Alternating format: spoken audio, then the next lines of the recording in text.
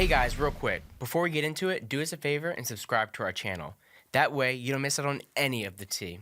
Thanks. And we're back. Hi, Charles. Happy Wednesday? Happy No, Tuesday. Wednesday. No, it's Tuesday. Today's No, it is Wednesday. Wednesday. You're right. Today's Okay, we're Wednesday. halfway through. Cool.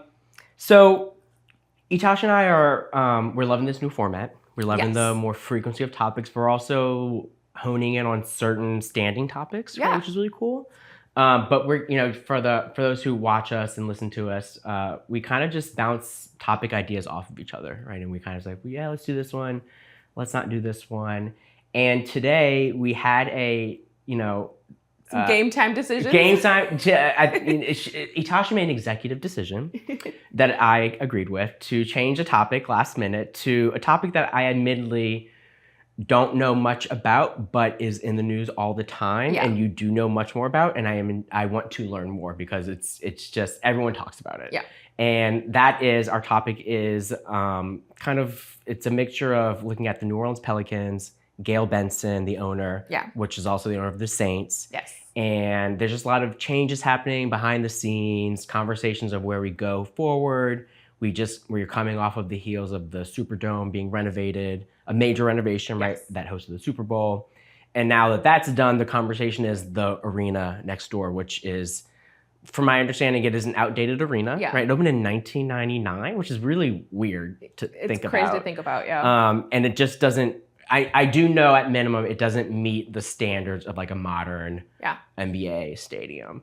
So Itasha's going to guide us through this episode of kind of just, it's our first time talking about this, so kind of a background, context. She's a big Pelicans fan, has season tickets. I've been to a few games. They're really fun.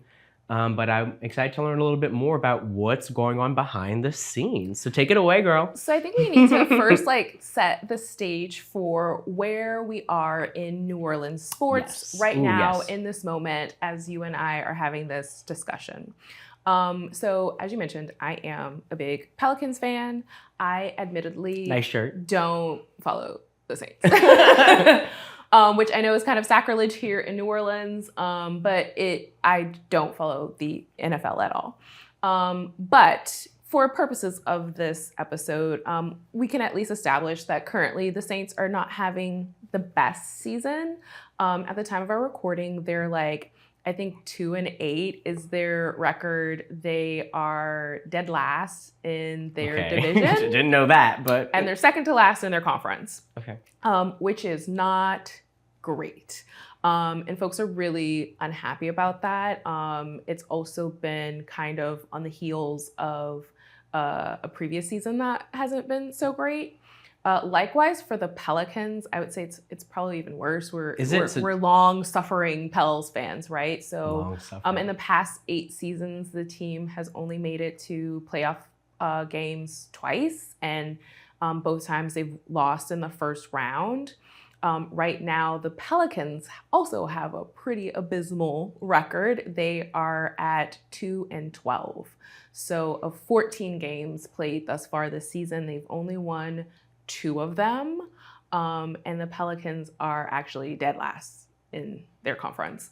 So that's frustrating, and it's upsetting. And I think, some of the things that concern sports fans here in the city, particularly those of us who are basketball fans, right, is what does this mean for the future of the team and the team remaining here in New Orleans, right? And there's so many factors at play, and we'll get into them and start to deep dive. But one of the most recent changes that have been made is Willie Green, who was the head coach, was let go. So now we are in a place of searching for a new head coach for the team. Maybe that will reinvigorate some things. But the reality is, it's tough. And what is the main reason he was let go as head coach recently? So, the main reason is that the team has a losing record. Generally, if you are entering into, tonight is actually their 15th game of the season. If you're talking about, game 15 and you've only won 2 games, that's really going to be a situation where it's a high likelihood that coach is not. And this was his what year? Ooh, my gosh. It's been a while or fairly? I think this is maybe his 5th or 6th Oh, okay, so more than season with the team. But I could be wrong. Okay. So yeah, I mean, if you're entering the season like that, it's not looking good for you. So I think that there's just been a lot of kind of noise around that, right? Fans are going, what's going on with the Saints? What's going on with the Pelicans? And so in a very sort of surprising move, Gayle Benson did a really extensive interview with the Times-Picayune to talk about this and address those concerns, right? And so I think things of note from that interview, one, Mickey Loomis, who is, the organization's GM, is her number one guy. He's not going anywhere. I think what you hear a lot from sports fans when you see teams in these kinds of situations is like the front office needs to change. And Gayle made it really clear that that's not going to change. Another thing she was extremely adamant about is the teams are not for sale. And they're not going anywhere, right? She is very adamant about that and very strong about that these are New Orleans teams. And as long as she's alive, in New Orleans is where they will be. And so in some regards, that's reassuring. And we just signed the contract, right, with the state? Correct. For the Superdome. For the Superdome. Okay. Arena, different story. The arena is a completely different story. So, one of the things that has happened, Willie Green is out. And we are having this discussion today, and I kind of made this game time decision to change our topic for today's episode because of a really interesting op-ed that dropped. So Fletcher Mackel, who is the sports reporter for WDSU, one of our local NBC News affiliates here, threw out a crazy idea with regards out of left field, to who should be the head coach of the New Orleans Pelicans. And one of his suggestions was that the Pelicans should make history and hire the first female head coach in the NBA. And I, as a very big fan of the WNBA and women's basketball in general, thought, now that is something. I think it's interesting when you consider something that we have done really well here in New Orleans with regards to basketball is to bring in really stellar players, cultivate their talent, and then send them elsewhere for success, I've right? never heard it put that way, but that's a good way to put it. We can run down the list of Chris Paul, Anthony Davis, Brandon Ingram, Drew Holiday. Like, I can go on and on and on with the really phenomenal, really talented players that we have had here in the city that have kind of just, set and wallowed in New Orleans basketball and then gone on to, great success in other markets with other teams. When you kind of look at what some former players have even said publicly about their time in New Orleans is that, like, they love the city, they love the fans, but the Pelicans have always been kind of second fiddle to the Saints. And do you agree with that? Oh, absolutely. Absolutely. I think the stepchild. I think within their organization, that's probably how things work. Like, obviously, I am not in the Saints Pelicans organization, so I cannot speak from personal experience, but just from an outside perspective, it definitely appears that in that organization, what is prioritized is the Saints. But I also think in the community, right? Like, that is reflective of how the community handles the teams and how the community reacts to the teams. I think people care about the Pelicans, but they care more about the Saints. And so, and that's frustrating because I think the Pelicans are a really, really phenomenal team, right? So why do you think that? Like, why? And is this common in other cities you think that have both an NFL and an NBA franchise? I'm curious. So I think that we do struggle in this particular market with regards to having both teams in a smaller city, right? To have the population to really support two teams in a city of this size is tough. And yes, you can get regional support, but I think the big difference in that is I can live in Mississippi. I can live in, even Arkansas, some parts of Alabama, and be a season ticket holder for the Saints because I drive in on a Sunday once a week for a game. Think about that, the frequency of NBA games. Being a season ticket holder for an NBA team is a commitment. They play roughly 80 games a season. About half of those are home games. So when you think about it's not just on a Sunday night, Monday night, Wednesday night. You gotta go downtown on a school night. 2 or 3. It's a school night, girl. Sometimes 2 or 3 nights a week, right? They're playing.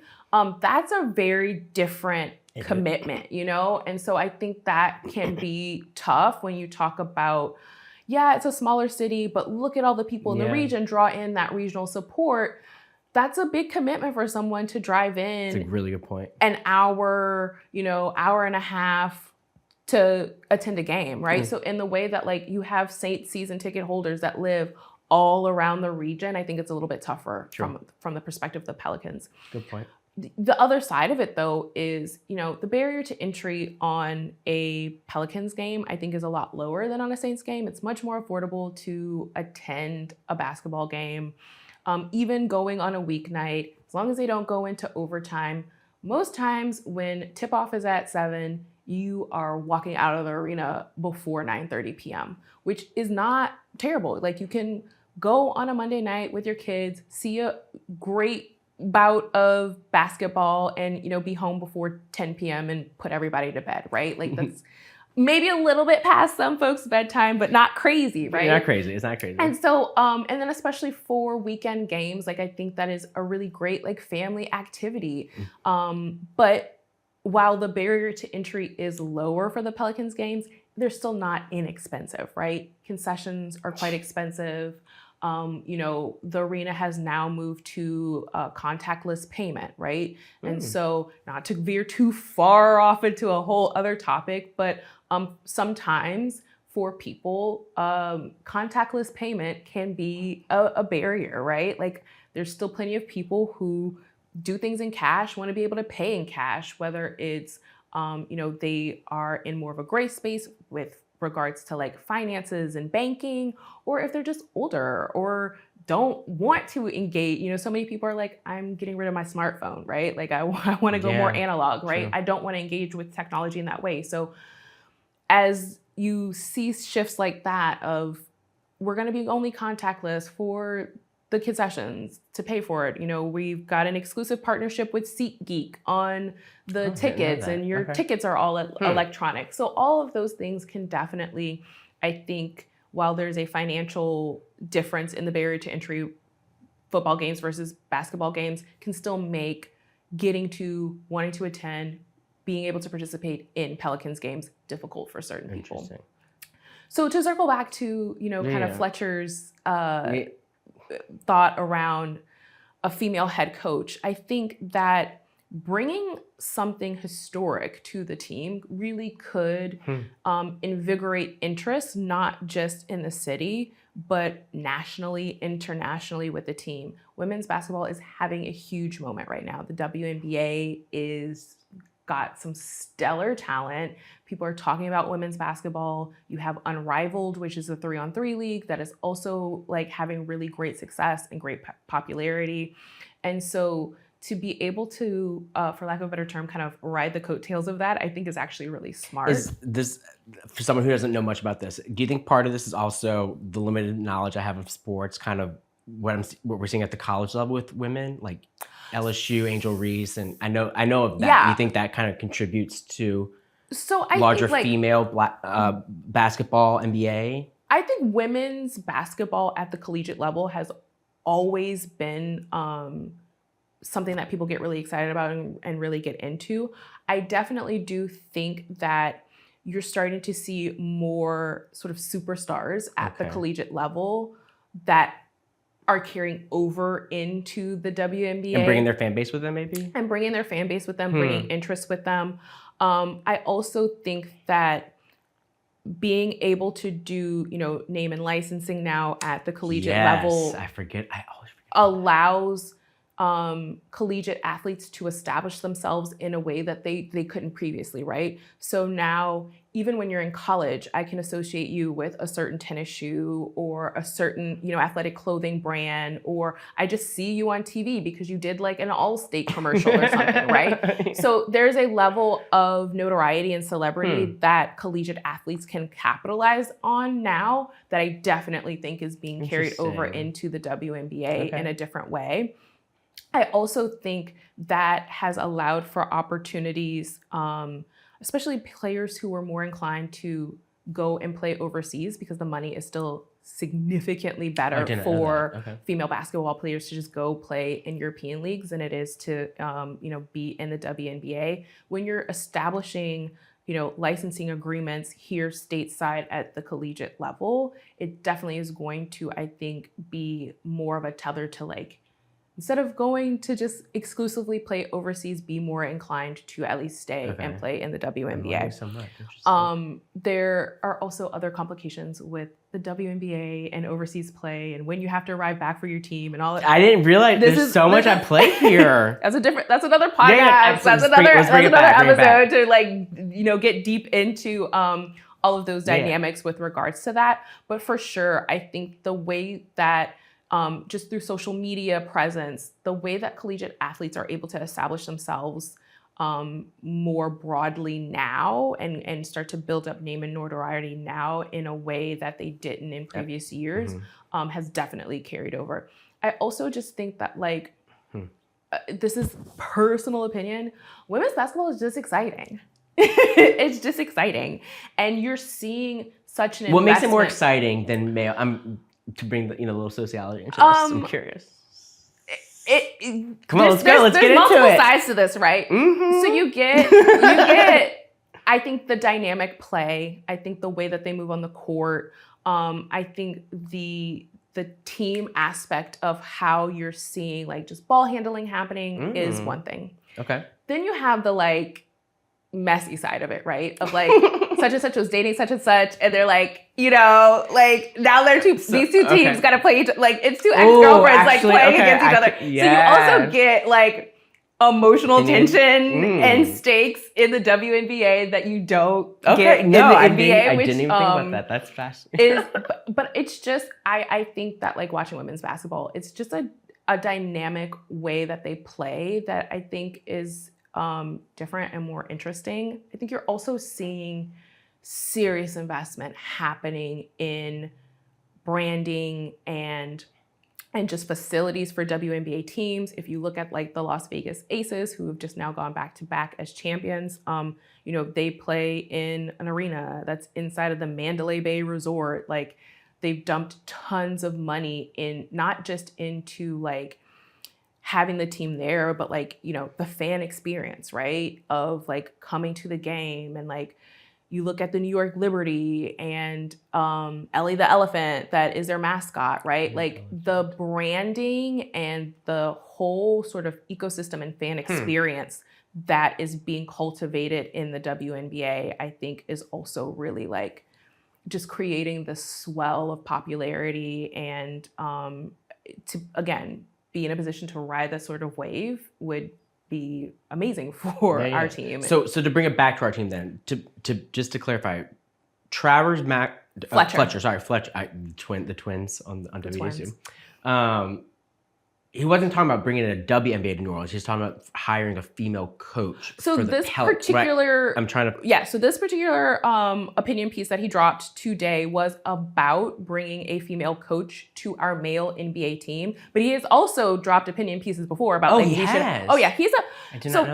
definitely a huge advocate for in general sports expansion in the city. He has done pieces on like wanting to see a WNBA team here. He's done pieces on wanting to see a hockey team here. So yeah, he is like on sports expansion in the city. Yeah.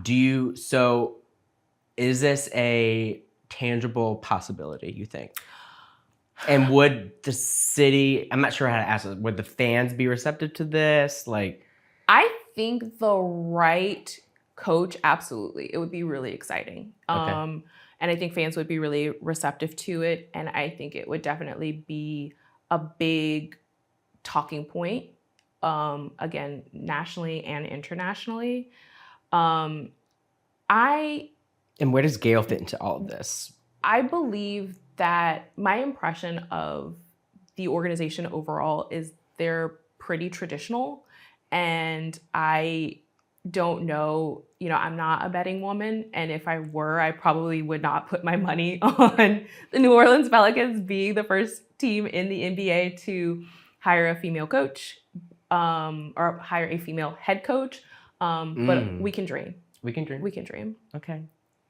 Did he have any particular rationale in his op-ed? Like, yeah, that it's history making, right? Okay. So that was his. And got it. like, so one that like it's overdue, and there are women who deserve to have that opportunity.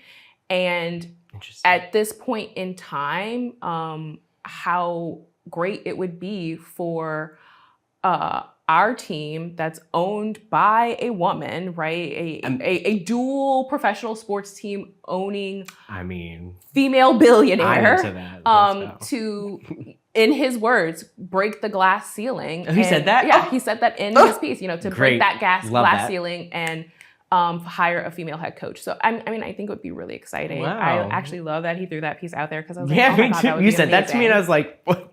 I love this.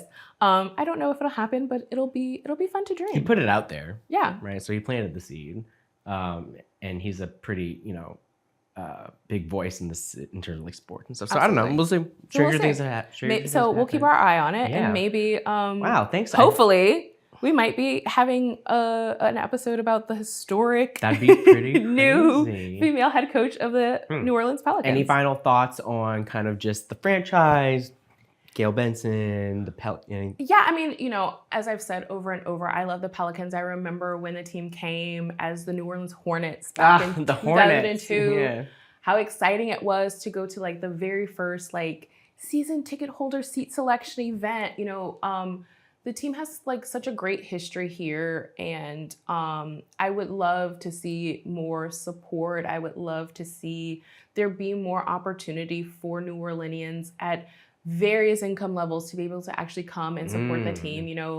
I am a season ticket holder. I go regularly. It can be really tough to like sit in the arena and like look up and look around. And it's so Don't empty. say it. I know. So I knew it. And I hate it. I hate it.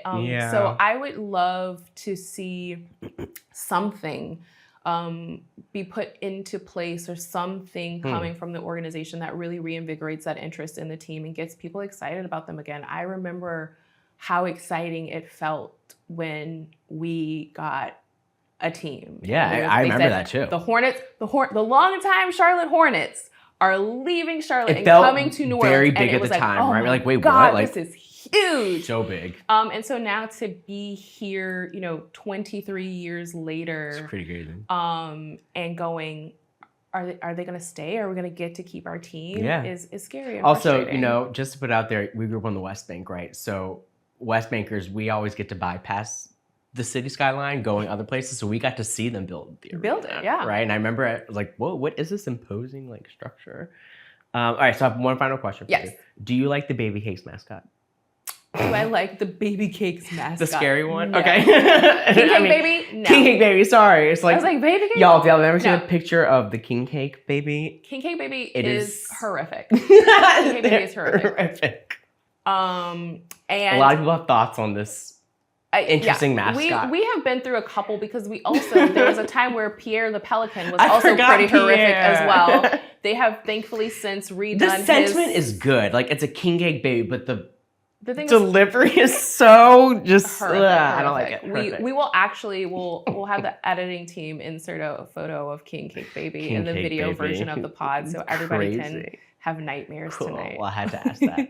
Well, Charles, great episode. This was fun. If there are any other topics that you guys would like to hear about, definitely let us know. Send us a DM.